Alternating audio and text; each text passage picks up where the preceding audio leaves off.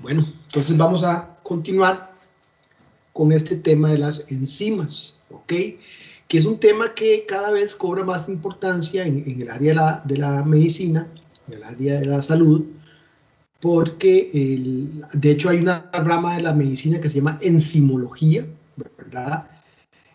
Porque las enzimas son normalmente las fallas en las enzimas son lo que normalmente produce las enfermedades y las patologías que son metabólicas, ¿verdad? Que no son causadas tal vez por un agente externo, un patógeno, sino ya cuando están fallos internos en uno, generalmente son fallos que se deben a enzimas, desde aspectos tan grandes como el cáncer, por ejemplo. El tratamiento contra el cáncer, ahorita estamos en la ciencia, los científicos están desarrollando metodologías que lo que hacen es modificar el comportamiento de algunas enzimas para suprimir tumores o para revertir tumores. ¿Ok? Pero bueno, entonces, ¿qué son las enzimas? Ok, la definición de enzimas, si bien en el colegio probablemente vieron que era una proteína, el problema es que el concepto de enzima no es un concepto bioquímico, sino que es un concepto fisiológico. ¿A qué me refiero con esto? Que no son sustancias químicas, sino que son, pues sí, son sustancias químicas, por supuesto que son sustancias químicas. Normalmente la gente piensa que, pues, el concepto de enzima es un concepto químico, o sea, es una sustancia y ya por ser sustancia ya es enzima. Y en realidad la enzima puede ser un metal, la enzima puede ser una proteína, la enzima puede ser un nucleótido o un ácido nucleico. Entonces, no necesariamente es una sustancia X o Y, sino más bien lo que hace que esa sustancia, porque siempre son sustancias, pero lo que hace que la sustancia se convierta en una enzima es la función que ésta desempeña. Y la función que desempeñan las enzimas siempre es la misma, son biocatalizadores. Este concepto de biocatalizador tiene dos componentes, bio, que es biológico, ¿verdad? Y catalizador significa que es un acelerador. Entonces tenemos que es un acelerador biológico, pero ¿de qué? De reacciones químicas. Para que tengan una idea, cuando se habla de acelerador, si yo tomo una persona sana, digamos, pensemos en una persona completamente sana, que no tenga ninguna patología, me refiero, y que todo funcione normal. Si usted, digamos, va y se almuerza un casado y pide un fresco de cas, y el casado tiene arroz, frijoles, un picadillo, unos plátanos, un pedazo de carne, un pollo y ensalada, ¿cuánto creen ustedes que dura el cuerpo para procesar a través de la digestión? ¿Verdad? Recordemos que la digestión hay celular, pero estamos hablando en este caso de la digestión en el aparato digestivo, ¿verdad? De que esa comida entra al tubo digestivo y empieza a transformarse en sustancias hasta que son digeridas y transportadas a todas las células y todos los sistemas del cuerpo. Okay, ¿cuánto creen ustedes que dura un pedazo de pollo de 125 gramos y 250 gramos de arroz y frijoles y la ensalada y todo eso más o menos? ¿Como cuánto creen ustedes que dura en términos de digerirse? ¿Cuánto tiempo más o menos? Los oigo. Profe, la carne no eran como 5 días. No. No, no tanto. Hombre, Dios libre. Como Tal 2 vez horas. 12 horas. cruda tal vez puede ser 5 días, pero digamos que la comida cocinada. ¿Alguien iba a decir algo? Pero no lo dejé. 12 horas, profe. Como Un 6. poquito menos. Por ahí de 6 horas, ¿verdad? Porque más o menos, pensemos que si el día tiene, bueno, ¿cuántas veces al día come uno? Usted come a las 8 de la mañana y ya a mediodía tiene hambre. Y si come bien el almuerzo, ya en la noche tiene hambre. Entonces estamos hablando de que más o menos unas 6 horas, unas 5 o 6 horas, más o menos, ¿ok? Pero ¿qué es lo que pasa? Esa comida se mezcla en el intestino, primero en la boca, luego en el estómago, luego en el intestino. Se mezcla con sustancias que produce el cuerpo, secreciones, y muchas de esas secreciones son enzimas, por ejemplo, las enzimas digestivas. Y entonces ya habíamos hablado de las enzimas digestivas cuando hablamos del peroxisoma, perdón, del lisosoma, y habíamos dicho que dentro del lisosoma había proteasas, que eran enzimas que digerían proteínas, que había amilasas, que eran enzimas que digerían carbohidratos, había lipasas, que eran las que digieren lípidos, pero bueno, también en el estómago, en el páncreas, en el hígado, en el intestino existen esas enzimas.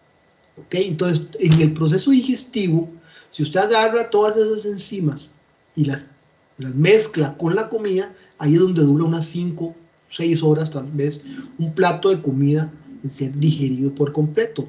Sí es importante, sí, con respecto a la carne dura un poquito más, pero tampoco es que dura 5 días. No es que cuando usted come carne pasa 5 días sin comer, ¿verdad? Porque no le da hambre.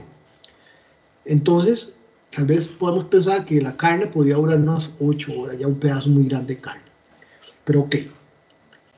El asunto con la pregunta que quiero hacer es, ok, ahora, si tenemos todo igual, tenemos la comida, la mezclamos y todo, pero no lo hacemos dentro del intestino ni el estómago, sino que lo ponemos en un frasco con vidrio.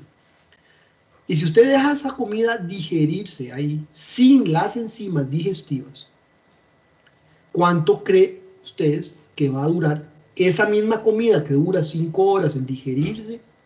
¿Cuánto creen ustedes que va a durar sin las enzimas?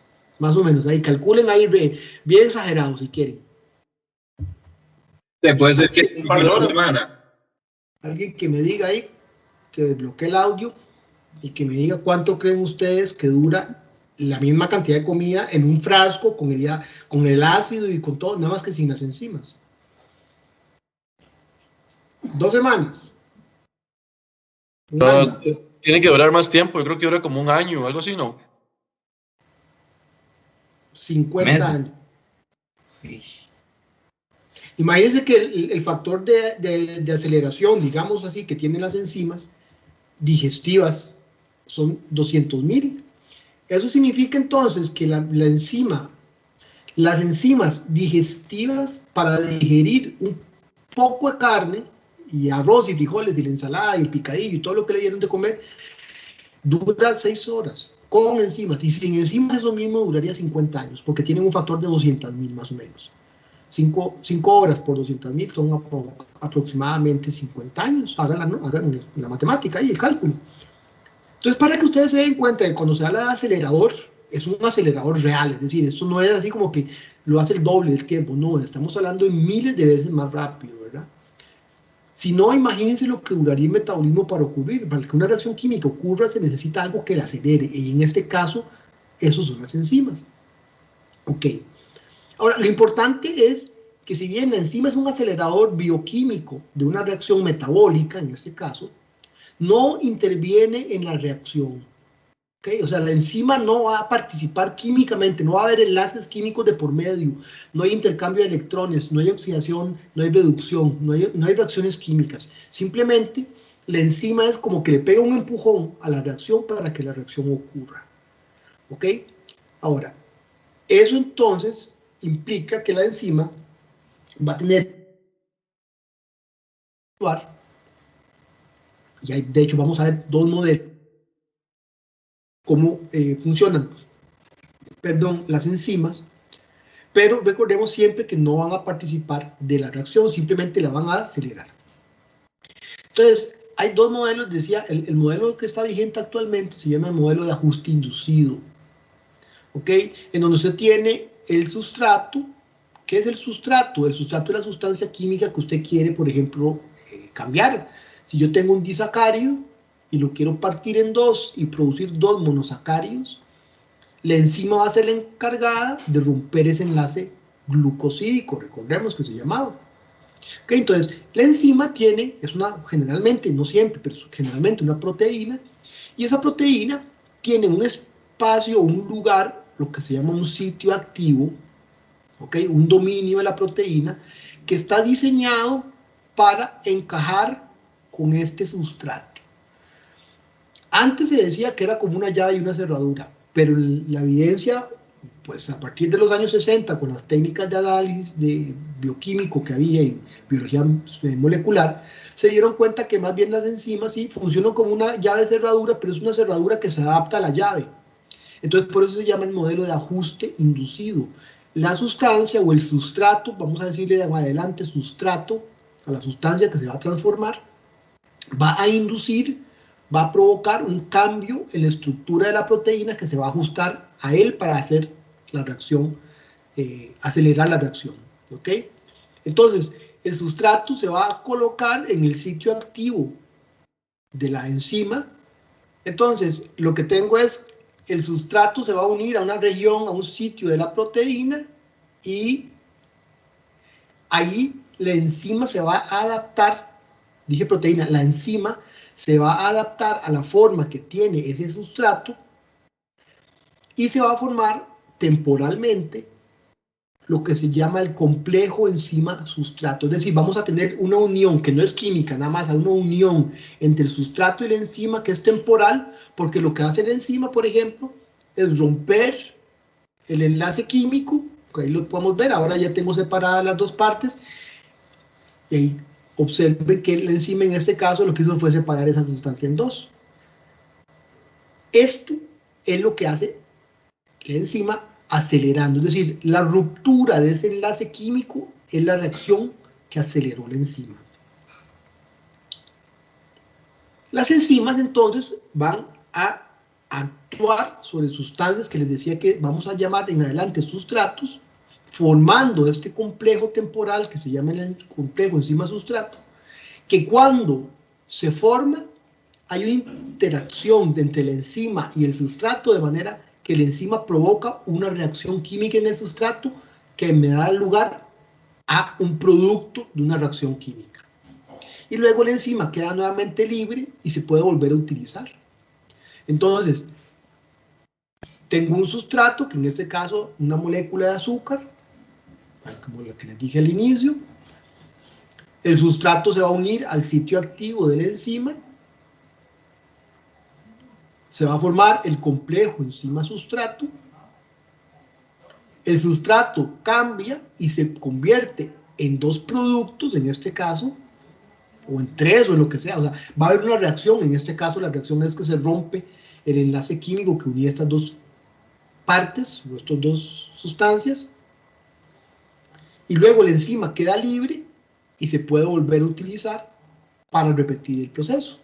Entonces, así es como funciona una enzima. Ella lo que va a hacer es acelerar una reacción química y lo hace mediante este mecanismo. Hay dos modelos, les decía. El modelo que se utilizó, digamos, en 1880 y algo más o menos, que es el modelo de llave cerradura, cuando se estaba empezando a desarrollar la química orgánica y la bioquímica, pues de alguna manera los químicos pues pensaban que la enzima estaba diseñada para calzar con una llave, con una cerradura, con un sustrato, pero luego se dieron cuenta que esto no es así, sino que se llama el modelo de ajuste inducido o de acoplamiento inducido, donde la enzima y el sustrato, cuando interactúan entre ellos, se van a acomodar el uno al otro. ¿Ok? Ok, recordemos también que es importante tomar en cuenta que una enzima no va a participar de la reacción, simplemente la va a acelerar. ¿Ok? Ahora, una enzima, aquí hay un término que hay que diferenciar, catalizador. Un catalizador es una sustancia que acelera algo. ¿Ok? Usted puede, por ejemplo, poner un catalizador, no sé, ustedes han visto, hay unos aretes que venden en resina. La resina es lo que es como un plástico transparente duro, ¿ok? Bueno, los que han trabajado con resina saben de qué estoy hablando, que hacen llaveros y así, aretes y un montón de cosas. Ok, lo que hace uno, cuando uno hace esa resina, uno mezcla una serie de sustancias, pero para que reaccionen hay que echar lo que llaman un catalizador. Ese catalizador es un catalizador que no es biológico, es un catalizador inorgánico, o puede ser un catalizador orgánico, pero por lo menos no biológico.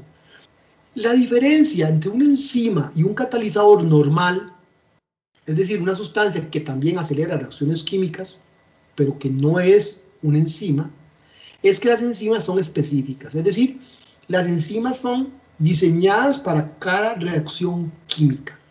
Y recordemos cuando empezamos con el curso que yo les decía que la vida es un fenómeno que de alguna manera es un fenómeno que está regulado. ¿Okay? Hay una regulación en los procesos químicos que ocurren dentro de una célula. La célula puede controlar lo que ocurre dentro de ella. Cuando sí, cuando no. Entonces, por ejemplo, la célula puede controlar con una bomba y con canales iónicos cómo es la carga eléctrica de un lado y otro de la membrana. O sea, la célula necesita iones positivos, se los traga por medio de canales, y si quiere eliminarlo, lo saca por medio de bombas o de canales, ¿okay? Utilizando el gradiente electroquímico, lo que sea. Esa es una manera de hacerlo. Entonces, de cierto grado, podríamos decir que hasta las mismas proteínas de membrana podrían funcionar como enzimas, ¿ok? Pero es más importante, especialmente, todo lo que ocurre dentro de la célula, ¿ok? Y el capítulo que quedaba por ver en el curso es el capítulo donde hablábamos de eso, de la respiración celular, la fotosíntesis, el ciclo de Krebs, la descarboxilación del piruvato, la glucólisis, todas esas cosas que, pues de alguna manera, ustedes tal vez en el colegio pudieron haber visto, aunque sea por encima, ¿ok? Pero entonces, para cada reacción química que ocurre dentro del cuerpo, hay una o varias enzimas que participan para que esa reacción ocurra. Entonces, si usted quiere detener un proceso, quita las enzimas y ya la reacción no va a ocurrir. Si usted quiere que el proceso ocurra, produce las enzimas para que la reacción ocurra. Entonces, esto es una manera que tiene el organismo, la célula, de regular el tipo de reacciones químicas que hay dentro de ella. Y por eso hablamos de que es específica, ¿ok? Entonces, en el modelo de llave cerradura, aquí podemos ver a lo que me refiero con la especificidad. Hay 3 sitios, o aquí están marcados, 3 aminoácidos, que son, recuerden que yo les decía la vez pasada, cuando hablábamos de proteínas, que formaban una triada y que formaban el sitio activo en una proteína. Me estaba refiriendo a las enzimas, y aquí podemos ver cómo la forma de la enzima, por eso trae la letra E, la forma de la enzima calza con la forma del sustrato. Entonces, usted los pone juntos, caen como una llave y una cerradura. En el otro modelo, observe cómo la enzima no es completamente igual al sustrato, pero cuando ambos interactúan, se acoplan los dos. Ve que son los dos que se acoplan, ¿verdad? Los dos se van a acoplar. Entonces, esa es la manera de ver, por eso es que son específicas. Para cada sustrato, para cada sustancia, va a haber una o dos o varias enzimas que van a permitirle a esa sustancia cambiar o participar dentro de una reacción a nivel metabólico. ¿Ok? Y allí podemos ver entonces esos sitios activos, que ahí están señalados, que son los espacios o el dominio o el lugar dentro de la enzima en el cual va a ocurrir la catálisis, es decir, la aceleración del proceso. ¿Okay? Por eso hablamos de actividad catalítica.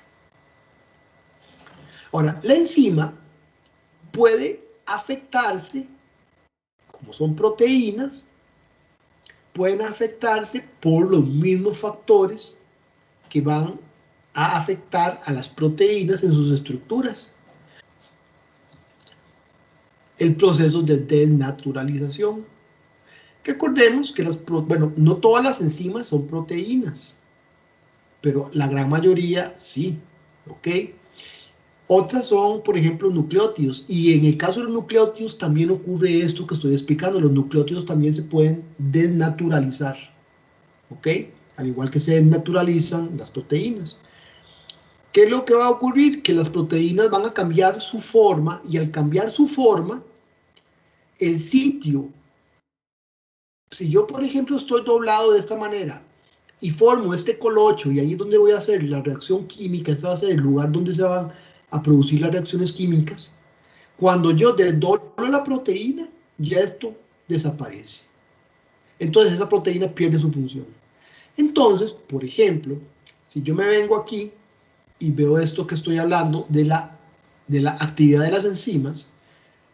Por ejemplo, si usted tiene acidez, si usted tiene una temperatura alta, usted va a afectar la estructura terciaria de las proteínas y también de las enzimas, de muchas enzimas. Entonces, por eso, usted podría también parar una reacción enzimática elevando la temperatura. La fiebre, eso es lo que hace el organismo.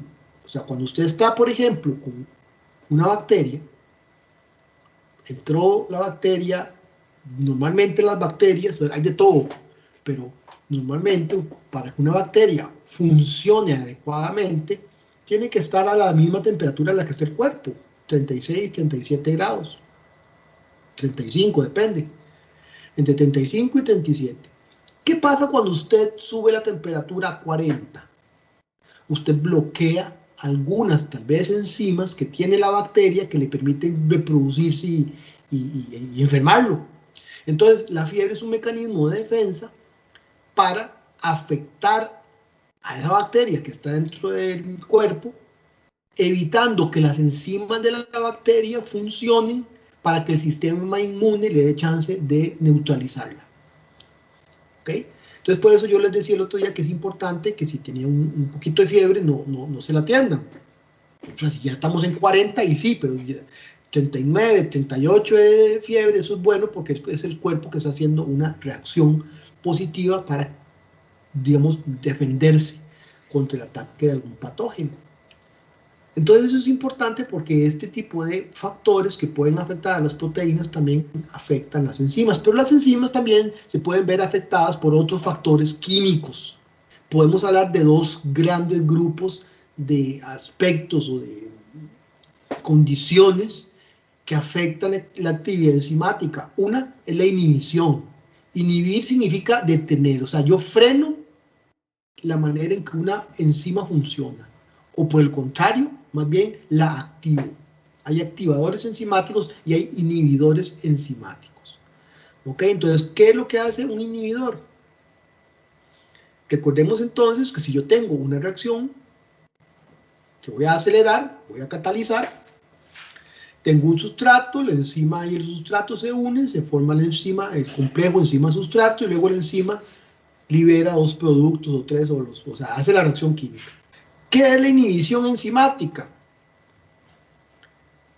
Lo que tengo es una sustancia que por su forma, su estructura química, se parece, por ejemplo, al sustrato. Como ven, tiene una punta, pero aquí es redondo y aquí es cuadrado. Entonces es una sustancia que se va a parecer al sustrato, pero no es el sustrato.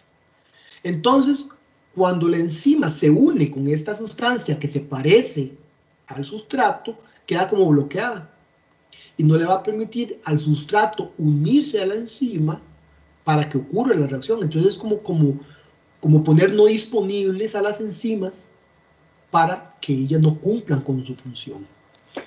Entonces, por ejemplo, esto que estamos viendo aquí es muy importante entenderlo porque así funcionan muchos medicamentos. Por ejemplo, para el dolor, los receptores del dolor, que son, digamos, es todo un complejo de células que transmiten impulsos eléctricos que llegan hasta el cerebro.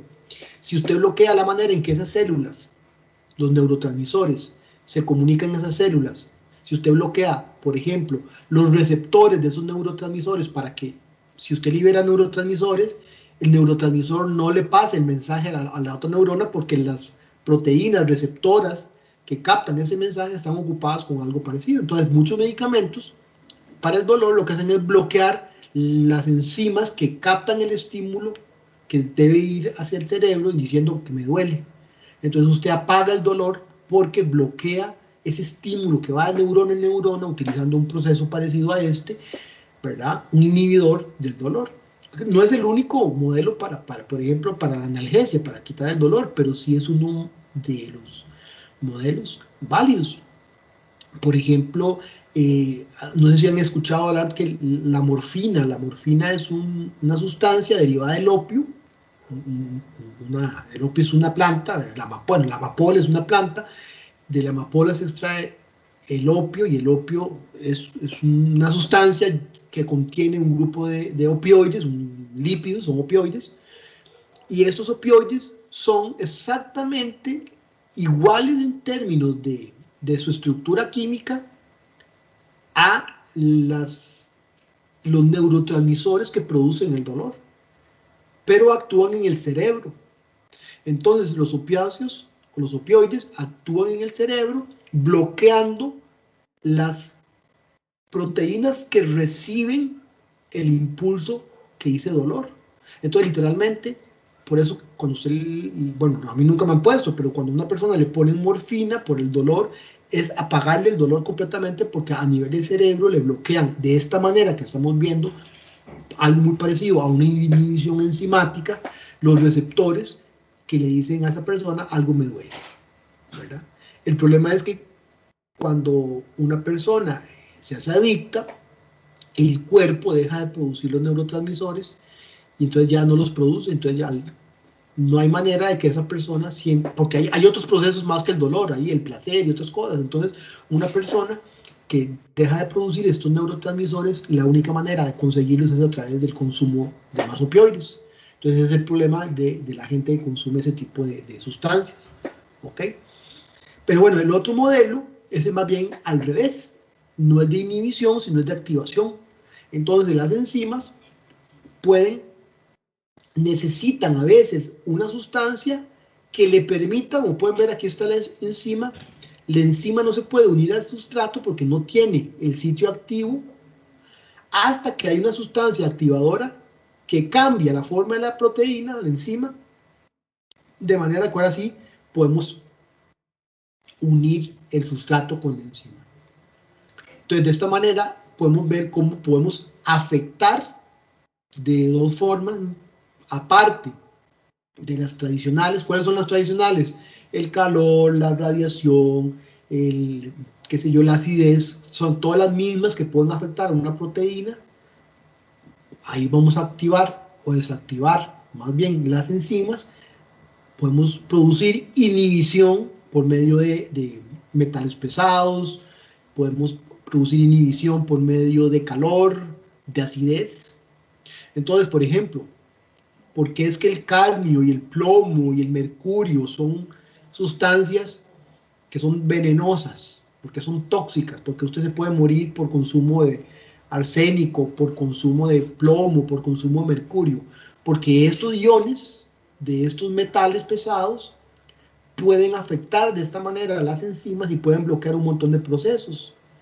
Entonces eso trae como consecuencia que usted se enferme y al final puede terminar, dependiendo de la cantidad de toxinas que tiene su cuerpo, de esos metales pesados, usted se puede morir. ¿Ok? Entonces ese es el por qué hay ciertas sustancias que son tóxicas para el cuerpo, por ejemplo los metales pesados, ¿verdad? Y lo otro es más bien la activación de las enzimas por medio de sustancias específicas que generalmente estos activadores son, por ejemplo, algunas vitaminas tienen esa función de activar a las enzimas para que ellas cumplan con las funciones. Por ejemplo, si una persona no tiene la cantidad adecuada de vitaminas porque no las consume en la dieta, algunas que se tienen que consumir por medio de la comida, entonces el problema de salud asociado a esta falta de vitaminas o a esta hipovitaminosis es precisamente que no vamos a poder activar muchos procesos enzimáticos que son necesarios. Y de esto estoy precisamente hablando, de que esta activación depende de que a veces las enzimas necesitan alguien que es como un ayudante, ¿verdad? Como una sustancia química, y aquí van a ser sustancias de muchos tipos, que van a ayudarle a las enzimas a cumplir con su función de acelerar un proceso. Se van a llamar coenzimas o cofactores, cualquiera de los dos términos es válido, ¿ok? Y el cofactor va a unirse a la proteína produciendo que la proteína, o en este caso estamos hablando de enzimas, perdón, la enzima se active. Si el cofactor y la enzima no están juntos, no se puede formar el complejo enzima-sustrato que va a, digamos, permitir que la enzima funcione. ¿Cuáles son los cofactores que hay? Bueno, los cofactores son iones, sustancias iónicas, como por ejemplo el yodo, el zinc, el fósforo, el azufre, que van a unirse o fuerte o débilmente. Por ejemplo, el hierro está unido muy fuerte, el magnesio está unido muy fuerte, pero el cloro o el cloruro, el yodo, se van a unir de forma débil. Y normalmente las coenzimas, hablamos de cosustratos y de grupos prostéticos. El cosustrato se une temporalmente, como por ejemplo algunas vitaminas que se unen y luego se van activando la enzima, y otros que forman parte completamente de la estructura, o sea, forman un enlace químico, como por ejemplo los grupos prostéticos, como en el caso de la hemoglobina, uno de los grupos que permite que esta hemoglobina, que es una enzima, por cierto, es una enzima, que acelera el transporte de oxígeno, el transporte de dióxido de carbono, esa es la función. Pero ustedes saben que la hemoglobina, ya lo hemos explicado en el curso, son 4 proteínas unidas por un grupo que tiene hierro, que se llama el grupo M, ¿verdad? Entonces, ahí estamos hablando de este último tipo, que es un grupo prostético. El grupo M sería una coenzima, y la hemoglobina, las 4 globinas, son proteínas que van todas entre ellas a unirse gracias a la presencia de esto. Entonces, nada más, lo que me interesa no es que sepan los tipos de cofactores y de coenzimas, no, me interesa nada más que sepan que las enzimas a veces ocupan un ayudante, y que ese ayudante puede ser un ion, o puede ser una vitamina, o puede ser algún otro tipo de sustancia orgánica, ¿verdad? Pero básicamente iones o vitaminas, y que también reciben el nombre de coenzimas. ¿Ok?